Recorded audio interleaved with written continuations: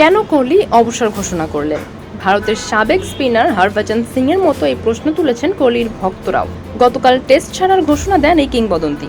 ভারতের ক্রিকেট ইতিহাসের অন্যতম সেরা এই ব্যাটার সামাজিক যোগাযোগ মাধ্যম ইনস্টাগ্রামে নিজের 14 বছরের পথ চলার ইতি টানলেন এক পোস্টের মাধ্যমে।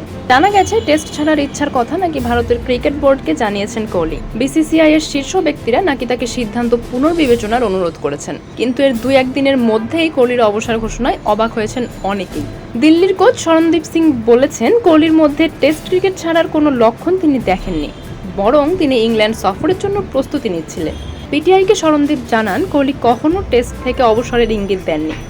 ভারতের হয়ে 3 টেস্ট ও 5 ওয়ানডে খেলা সাবেক এই অফ স্পিনার আরও বলেন, সে রঞ্জিতে টেস্ট ক্রিকেট খেলতে এসেছিল।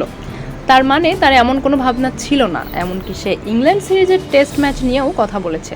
শরণদীপ বলেছেন, কোহলি আশা করেছিলেন ইংল্যান্ড সফরে 2018-এর মতোই সেঞ্চুরি করবে। শরণদীপ আরও যোগ করেন, ভেবেছিলেন ইংল্যান্ড সফরে তাকে দেখা যাবে।